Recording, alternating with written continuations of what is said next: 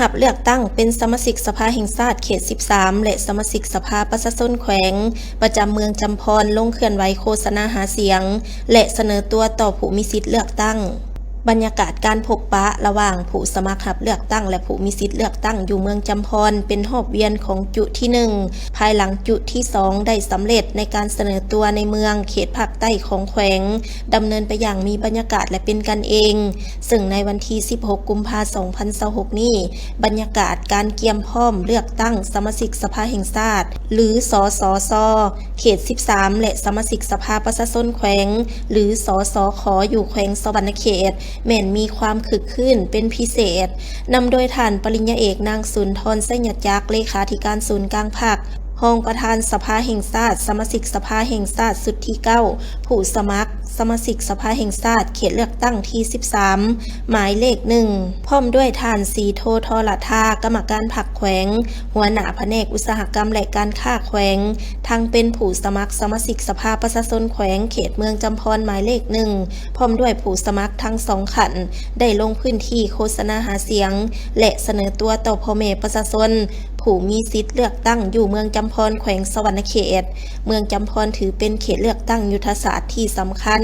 นอนในเขตทงเพียงเป็นอู่เขาอู่ป่าของประเทศโดยมีเซจำพรฝายสุยและแม่น้ำไซอื่นเป็นท่าแห้งให้แก่การผลิตและการทำมาหากินในนี้ปัจจุบันมีพลเมืองทั้งหมด 119,410 คนยิง 60,490 คนและมีผู้มีสิทธิ์ป่อนบัตรเลือกตั้งถึง 82,489 คนยิง 43,757 คนโดยได้กำหนดหน่วยป่อนบัตรทั่วเมืองทั้งหมด 88 หน่วยในการพบปะครั้งนี้บรรดาผู้สมัครได้นำเสนอวิสัยทัศน์และนโยบายในการพัฒนาท้องถิ่นโดยเน้นหนักใส่การยกระดับชีวิตความเป็นอยู่ของประชาชนให้ดีขึ้นผ่านการส่งเสริมเศรษฐกิจครอบครัวการปรับปรุงโครงสร้างพื้นฐานเวียกงานการศึกษาและสาธารณสุขเพื่อสร้างความเข้มแข็งให้แก่ชุมชนอย่างรอบด้านพิเศษในพิธียังได้รับเกียรติจากท่านสมบูรณ์ศรีหานาถผู้สมัครสมาชิกสภาแห่งชาติเขต 13 หมายเลข 19เข้าร่วมแสดงความคิดเห็นท่านสมบูรณ์ศรีหานาถเป็นตัวแทนผู้สมัครหุ่นนุ่มจากกระทรวงการต่างประเทศที่กำลังได้รับความนิยมอย่างหลวงหลายในสื่อสังคมออนไลน์ซึ่งท่านได้กล่าวเน้นถึงความสำคัญของบทบาทวัยหนุ่มว่าข้าพเจ้ารู้สึกเป็นเกียรติอย่างยิ่งที่ได้เข้าร่วมให้กำลังใจพี่น้องชาวแขวงสวรรณเขตการเลือกตั้งครั้งนี้เป็นโอกาสสำคัญที่คนลาวหุ่นนุ่มจะได้มีส่วนร่วมในการสร้างสรรค์พัฒนาประเทศชาติขอพี่น้องประชาชนจงใส่สิทธิ์และหน้าที่ของตนเลือกเอาผู้แทนที่มีความรู้ความสามารถและมีความจริงใจที่จะรับใช้ประชาชนอย่างแท้จริงเบอร์19ถือว่าเป็นตัวแทนนำเสนอจากกระทรวงต่างประเทศมีโอกาสว่าได้มานำเสนอตัวต่อประธานเดียวกันนั้นในนามส่วนตัวก็คือในนามคณะขอย้อนขอตามหน้าในคณะทั้งหมดเพื่อขึ้นมาแนะนำตัวแล้วก็มาเสนอตัวต่อประธานซึ่งประธานคงจะได้รับฟังรายละเอียดการนำเสนอตัวของผู้รับสมัครเลือกตั้งของสสสและก็สสขรับปปยสามโมขณะนั้นก็สียาวถือว่าได้ฟังรายละเอียดเนาะทุกการเคลื่อนไหวของแต่ละท่านไปแล้วพระเจ้าเองก็จะย้ำถึงในรายละเอียดของนั้นขึ้นมานี่พระเจ้าเองก็ชิมาเบ้าในบางจุดเพิ่มเติมที่ท่านทั้งสองที่นี่คือท่านนั้นสาลีเบอร์เก้าและท่านนั้นของเบอร์14มันก็ได้บอกรายละเอียดในเรื่องงานของตนทัพพิซอบรวมทั้งเรื่องงานการเลือกตั้งในวันที่22นี้แล้วพระเจ้าก็ชิมาแลกเปลี่ยนในบางจุดในบรรดาท่านทราบเพิ่มเติมซึ่งในนี้บรรดาท่านที่ทราบอะไรมาจุดประสงค์หลักๆที่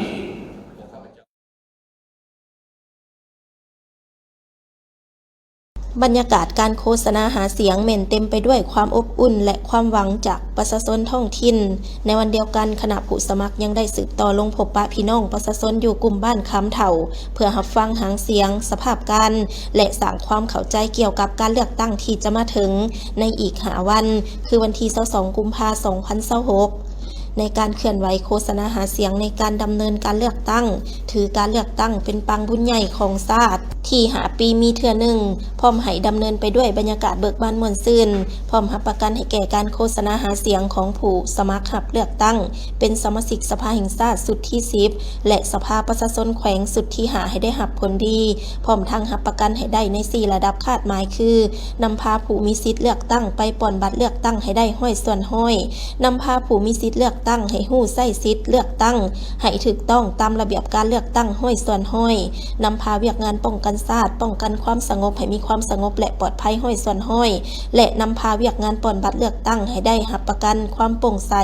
และสำเร็จทันตามกำหนดเวลาห้อยส่วนห้อยพร้อมกันนี้ก็ได้มีการแนะนำให้ผู้มีสิทธิ์ป่อนบัตรเลือกตั้งรับรู้และเข้าใจแจ้งตื่นเกี่ยวกับความหมายความสำคัญของการเลือกตั้งในใส่เสิร์ชสู่ระดับความตื่นตัวทางด้านการเมืองของประชาชนบรรดาเผ่าและรับประกันการปฏิบัติสิทธิ์เป็นเจ้าของประเทศชาติของพลเมืองในการไปใส่สิทธิ์ป่อนบัตรเลือกตั้งเอาสมาชิกสภาแห่งชาติและสมาชิกสภาประชาชนแขวงอย่างครบถ้วนถูกต้องตามระเบียบหลักการเฮ็ดให้ผู้มีสิทธิ์เลือกตั้งได้รู้ได้เห็นผู้สมัครรับเลือกตั้งและกำได้ชีวประวัติคุณสมบัติความรู้ความสามารถทัศนะและการเคลื่อนไหวเวียกงานของผู้สมัครรับเลือกตั้งแล้วใส่สิทธิพื้นฐานของตนเพื่อเลือกเอาบุคคลที่มีมาตรฐานเงื่อนไขถูกต้องและครบถ้วนเขาเป็นตัวแทนแห่งสิทธิอำนาจของประชาชนอย่างแท้จริง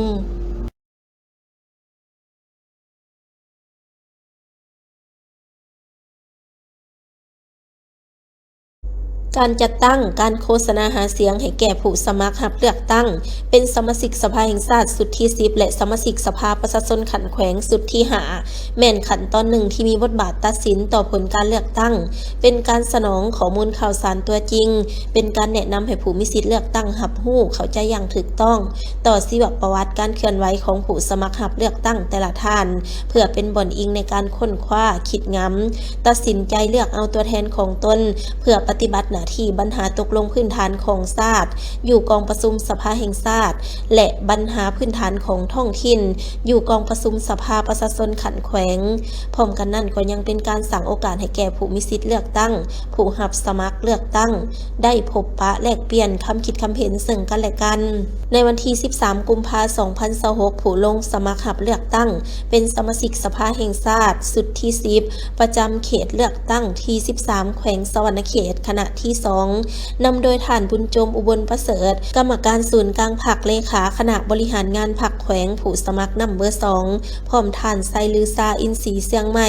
รองรัฐมนตรีกระทรวงเทคโนโลยีผู้สมัครนำเบอร์4ท่านปริญญาเอกอาคมประเสริฐรองหัวหน้าหองว่าการสภาแห่งชาติผู้สมัครนำเบอร์7ท่านเซนศักดิ์พิมงษาประธานคณะปวดกาพรรคลัดแขวงผู้สมัครนำเบอร์8ท่านไซญเดชภูญยวงศ์กรรมการพรรคแขวงสมาชิกสภาแห่งชาติสุดที่9ผู้สมัครนำเบอร์12ท่านดร.จันทราภามีสิทธิ์หัวหน้าแผนกสาธารณสุขแขวงผู้สมัครนำเบอร์13ท่านนางมะไลทองธรรมติกาประธานสหพันธ์แม่หญิงแขวงผู้สมัครนำเบอร์15ท่านปริญญาเอกสุนันทาจุลามณีหัวหน้าแผนกกสิกรรมและสิ่งแวดล้อมแขวงผู้สมัครนำเบอร์16ท่านนางบัวสวรรค์ลุยบัวทองหัวหน้าแผนกการเงินแขวงผู้สมัครนำเบอร์17ท่านไซปัญญาพรหมวิหารรองหัวหน้ากรมเลขานุการสภาแห่งชาติผู้สมัครนำเบอร์18ท่านศาสตราจารย์ปริญญาเอกหงคำสุวรรณวงศ์ประธานบริษัททีวีลาวที่ปรึกษาสมาคมนักธุรกิจหนุ่มแห่งชาติผู้สมัครนำเบอร์22ท่านนางสุขมาลาจันทวงศ์หัวหน้าแผนกยุติธรรมแขวงผู้สมัครนำเบอร์23ท่านนางบังออนพิมมสารเลขาคณะบริหารงานชาวหนุ่มประชาชนปฏิวัติลาวแขวงสวรรณเขตผู้สมัครนำเบอร์26และท่านศาสตราจารย์ปริญญาเอกสิทธิไซไซญวงศ์ผู้อำนวยการมหาวิทยาลัยสวรรณเขตผู้สมัครนำเบอร์27ได้ไปพบปะเสนอตัวกับพนักงานหลักแหล่งทหารตำรวจและอำนาจการปกครองพร้อมประชาชนบ้านในเทศบาลเมืองอาจสะพังทองโดยมีผู้ลงสมัครรับ บเลือกตั้งเป็นสมาชิกสภาประชาชนแขวงสุดที่หาประจำเขตเลือกตั้งเมืองอาจสะพังทองจำนวน7ท่านยิง2ท่านนำโดยท่านปริญญาเอกสุขสมพรอโนไทยหัวหน้าแผนกศึกษาธิการและกีฬาแขวงผู้สมัครนำเบอร์1ซึ่งบรรยากาศของการพบปะได้ดำเนินไปด้วยความเบิกบานม่วนซื่นและเป็นกันเองภายหลังผู้สมัครรับเลือกตั้งเป็นสมาชิกสภาแห่งชาติประจำเขตเลือกตั้งที่13ผู้สมัครนำเบอร์7นำเบอร์17นำเบอร์16นำเบอร์22นำเบอร์23และผู้สมัครรับเลือกตั้งเป็นสมาชิกสภาประชาชนแขวงประจำเขตเลือกตั้งเมืองอาจสะพังทองนำเบอร์1และนำเบอร์2ตามลำดับก็ได้ตั้งหน้าเสนอให้ฮู้ความหมายความสำคัญของการเลือกตั้งครั้งนี้พร้อมทั้งเชิญชวนพลเมืองลาวที่มีอายุ18ปีขึ้นไปบ่เป็นบ้าใบ้เสียจิตบ่ถูกศาลตัดสินลงโทษตัดอิสรภาพไปใช้สิทธิเลือกตั้งเอาตัวแทนของตนเข้าไปปฏิบัติหน้าที่ในสภาในวันอาทิตย์ที่22กุมภาพันธ์2026นี้หลังจากนั้นก็ได้เปิดโอกาสให้ผู้ที่มีสิทธิเลือกตั้งมีคำคิดคำเห็นและคำเสนอต่างๆที่ส่องแสงถึงสภาพความยุ่งยากในปัจจุบันบ่ว่าจะเป็นปัญหาการพัฒนาชีวิตการเป็นอยู่ของประชาชนการก่อสร้างพื้นฐานโครงสร้างถนนหนทางพื้นฐานการผลิตกสิกรรมการแก้ไขปัญหาปรากฏการณ์หย่อท่อในสังคมและอื่นทั้งนี้ก็เพื่อฝากความหวังไว้นำบรรดาท่านผู้รับสมัครเลือกตั้งเป็นสมาชิกสภาแห่งชาติและสมาชิกสภาประชาชนแขวงช่วยแก้ไขภายหลังได้รับเลือกตั้งจากประชาชนเพื่อเฮ็ดแนวใดให้ท้องถิ่นรากฐานในเขตเมืองอาจสะพังทองได้รับการพัฒนาดีขึ้นอย่างต่อเนื่องซึ่งเมืองอาจสะพังทองมี47หน่วยป้อนบัตรมีพลเมืองทั้งหมด52,197คนยิง25,872คนผู้มีสิทธิ์ป้อนบัตรเลือกตั้งตามสมโนครัวและมาจากท้องถิ่นอื่นที่มีอายุแต่18ปีขึ้นไปมีจำนวน33,352คนยิง16,959คนโอกาสพบปะเสนอตัวครั้งนี้คณะผู้สมัครรับเลือกตั้งเป็นสมาชิกสภาแห่งชาติประจำเขตเลือกตั้งที่13แขวงสวรรณเขตก็ได้มอบข้าวสารจำนวน8ตนรวมมูลค่า288ล้านกีบให้เมืองอาจสะพังทองเพื่อนำไปแก้ไขชีวิตการเป็นอยู่ของประชาชนที่ได้รับผลกระทบจากภัยพิบัติและผู้ขาดเคินต่างๆ